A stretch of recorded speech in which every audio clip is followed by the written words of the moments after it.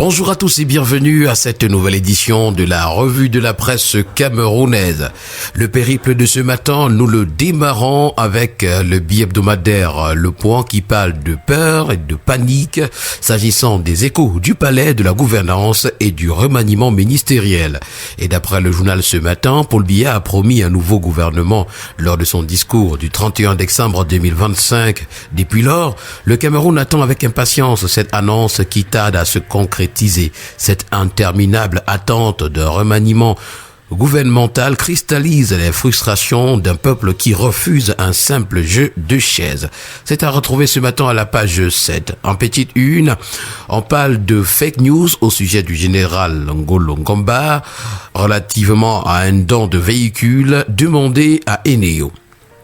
Conjoncture économique pour sa part revient avec le budget de 2026 et nous parle des priorités fixées pour une croissance de 4,3% arrêtée à 8 816,4 milliards de francs CFA contre 7 735,9 milliards de francs CFA en 2025.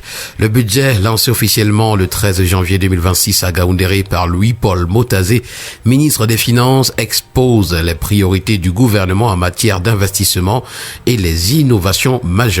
Objectif, renforcer la dynamique de la croissance économique inclusive via l'accentuation de la transformation industrielle du tissu productif et l'amélioration des conditions de vie des populations. En savoir davantage, c'est parcourir la page 4 de Conjoncture économique.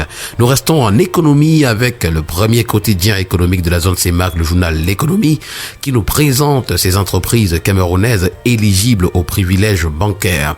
Retenues dans la liste des structures de grand standing et d'importance nationale par la Commission bancaire de l'Afrique centrale, elles ont dorénavant la possibilité d'emprunter de l'argent dans les banques au-delà du plafond réglementaire sur une période d'1 an.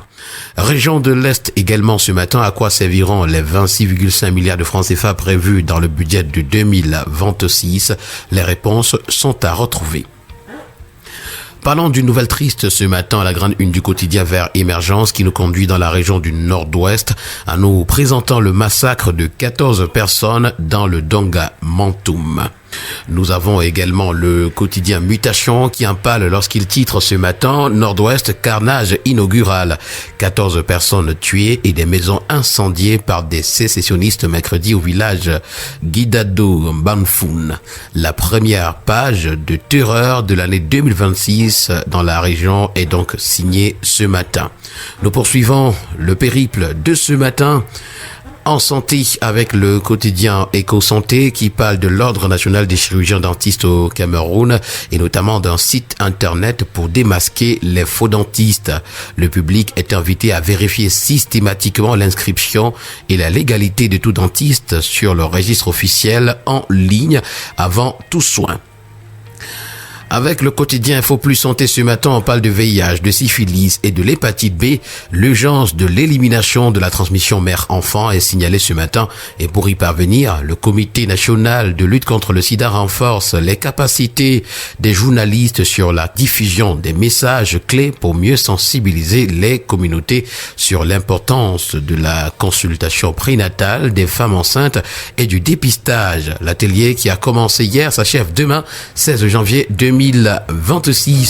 Variole du singe, on en reparle, 5 cas confirmés au Cameroun. Et puis sécurité sanitaire, 53 épidémiologistes prêts pour le terrain. À la grande une du quotidien L'Info Chaud ce matin, décision de la CAF ayant conduit à une suspension de 4 matchs assortie d'une amende de $20,000 américains au président Samuel Eto'o, dépourvu de toute motivation explicite. Les détails sont à retrouver ce matin à la page 11 du journal.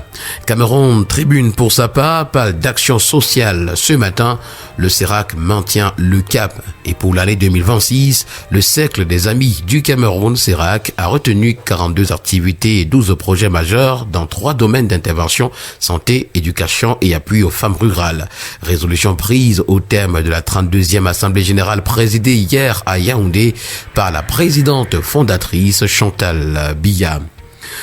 La campagne cacaoyère 2025-2026 sera lancée officiellement ce 16 janvier, tel que nous le renseigne ce matin le tri-hebdomadaire La Météo. Et dans un communiqué, ce 13 janvier, le ministre du Commerce informe que l'événement aura lieu à Baditoum, dans le département du Oignon, région de l'Est. Luc Magloire Baga Tangana précise que cette campagne s'ouvre dans un contexte d'embellie des cours sur le marché international.